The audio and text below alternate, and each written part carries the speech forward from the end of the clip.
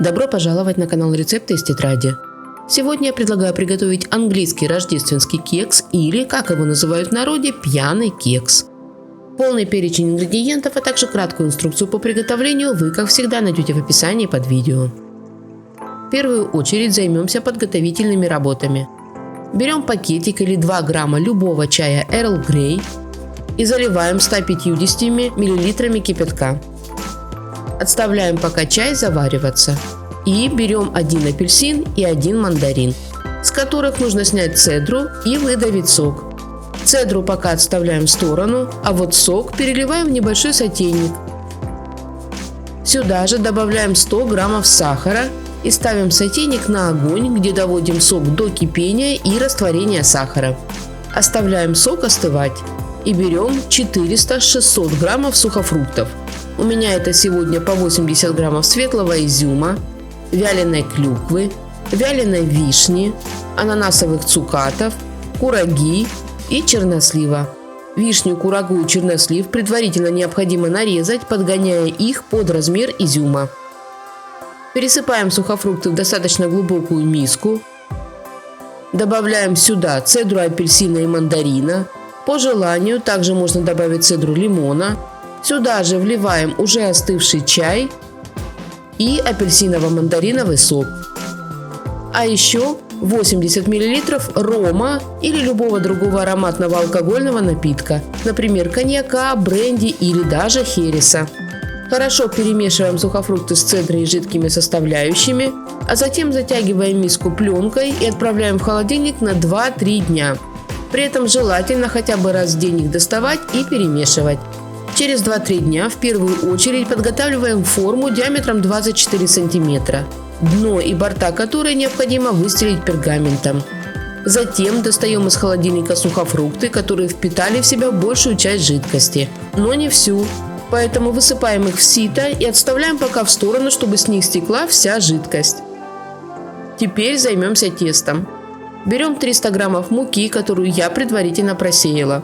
В муку добавляем 300 граммов сахара, половину чайной ложки корицы, половину чайной ложки измельченной гвоздики, половину чайной ложки имбиря, 1 чайную ложку мускатного ореха, четверть чайной ложки измельченного кардамона, 1 чайную ложку соды, 10 граммов разрыхлителя, это, как правило, 1 пакетик, половину чайной ложки соли и 100 граммов очищенного миндаля, который предварительно необходимо измельчить в блендере практически до состояния муки.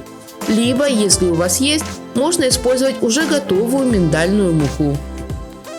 Хорошо перемешиваем сухие ингредиенты. На этом этапе я поняла, что допустила ошибку. Сахар нужно было добавлять не в муку, а в масло. Но на конечном результате эта ошибка никак не сказалась, поэтому оставляю все как есть. Смесь сухих ингредиентов пока отставляем в сторону. И берем 300 граммов хорошо размягченного сливочного масла. И вообще все продукты нужно заранее достать из холодильника, чтобы они были одной комнатной температуры. Начинаем взбивать масло с помощью миксера. Если бы я добавила в масло сахар, то сказала бы, что взбивать его нужно до увеличения в объеме и побеления. Но так как масло без сахара, то просто взбиваем его 3-4 минуты. Теперь нам понадобится 6 яиц, напомню, комнатной температуры, которые необходимо по одному ввести в масло. То есть разбиваем в миску с маслом 1 яйцо и тщательно перемешиваем масло миксером до тех пор, пока от яйца не останется и следа. Затем вбиваем следующее яйцо и так далее. Когда все яйца уже вмешаны в масло, вливаем сюда же 80 мл рома или любого другого ароматного алкогольного напитка. И снова все хорошо перемешиваем миксером, пока весь ром не вмешается. Следующий ингредиент – 80 граммов меда, предпочтительнее гречишного, но подойдет и любой другой.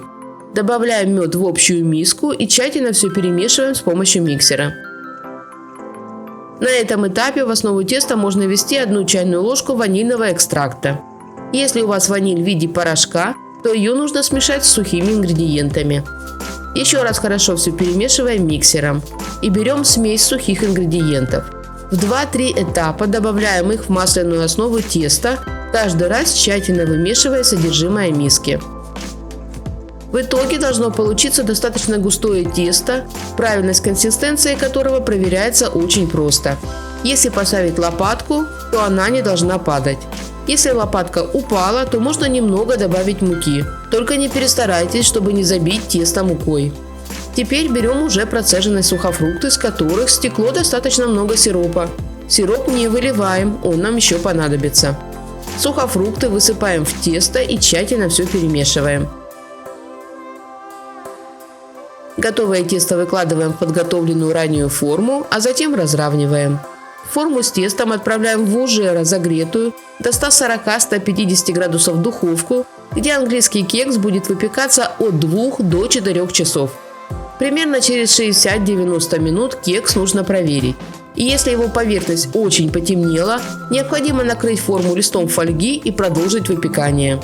На выходе должен получиться хорошо пропеченный кекс, готовность которого проверяется деревянной шпажкой. Она должна оставаться абсолютно сухой и чистой. Оставляем кекс прямо в форме на столе на 2-3 часа. Затем достаем его из формы, снимаем пергаментную бумагу. Если есть возможность, аккуратно перекладываем на решетку и оставляем до полного остывания.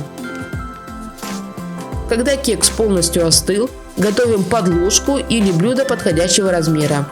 На подложку или блюдо выкладываем большой лист фольги. Сверху на фольгу выкладываем такой же большой лист пергамента и уже на пергамент выкладываем остывший кекс. Деревянной шпажкой или зубочисткой делаем проколы по всей поверхности кекса. Теперь берем оставшийся от сухофруктов сироп. Либо, если у вас сиропа осталось мало, можно использовать любой предпочтительнее цитрусовый сок. В сироп или сок добавляем 100 мл рома или любого другого ароматного алкоголя. И хорошо все перемешиваем. В общем, у вас должно получиться 350-400 мл сиропа.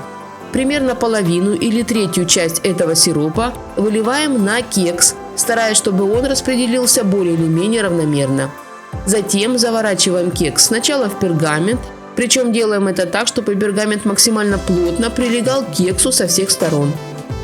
Затем заворачиваем его в фольгу, точно так же стараясь, чтобы кекс был плотно обернут со всех сторон. Ну и уже потом оборачиваем кекс прямо с подложкой пищевой пленкой. Упакованный таким образом кекс убираем в холодильник на 1 неделю, если вы использовали треть пропитки, и на 2 недели, если вы использовали половину пропитки. Через 1-2 недели достаем кекс из холодильника, аккуратно приоткрываем его, чтобы нам открылась его поверхность, но дно и бока оставались закрытыми. И опять пропитываем его второй половиной или еще 1/3 части пропитки. Снова заворачиваем кекс сначала в пергамент, потом в фольгу, затем в пленку и отправляем в холодильник еще на 1-2 недели, в зависимости от того, какое количество пропитки вы использовали. Если пропитка у вас еще осталась, то через неделю процедуру повторяем. В общем, настаивается в холодильнике рождественский пьяный кекс должен не меньше 3-4 недель, а храниться он может до 3 месяцев. Непосредственно перед подачей на стол кекс можно украсить. Для этого чаще всего используют абрикосовый джем, у меня сегодня джем абрикосово-апельсиновый, которым кекс смазывают сверху, иногда еще вместе с боками. У меня на смазывание верха кекса ушло чуть больше 100 граммов джема. Затем можно прямо на слой джема выложить другие элементы декора. А можно поверх джема покрыть кекс либо шоколадом, либо марципаном. Я буду покрывать шоколадом, поэтому беру 85 грамм шоколада и высыпаю его в кондитерский мешок. К шоколаду добавляю 30 граммов сливочного масла, и все это прямо в кондитерском мешке буду топить в микроволновке. Если микроволновки нет, то можно просто залить мешок кипятком и немного подержать его в горячей воде. И уже на этот шоколадный или марципановый слой выкладываем элементы декора, в качестве которых чаще всего используют все те же цукаты. У меня это сегодня апельсиновые дольки в шоколаде, а также веточки розмарина. Вот такой вот по-рождественскому нарядный и очень ароматный кекс у меня получился.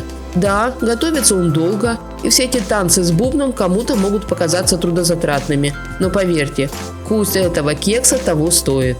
Пьяный кекс получается очень влажным, очень насыщенным и очень вкусным. Кстати, чтобы кекс оставался влажным, а это очень важно, обязательно нужно хранить его либо в герметично закрывающейся посуде, либо завернутым в пергамент, фольгу и пленку. Алкоголь в том виде, в котором мы привыкли его ощущать, как, например, в конфетах с коньяком, в этом кексе совершенно не чувствуется. Хотя его аромат играет одну из ведущих ролей, что вкупе с ароматом специй создает потрясающий букет, навевающий ощущение праздника.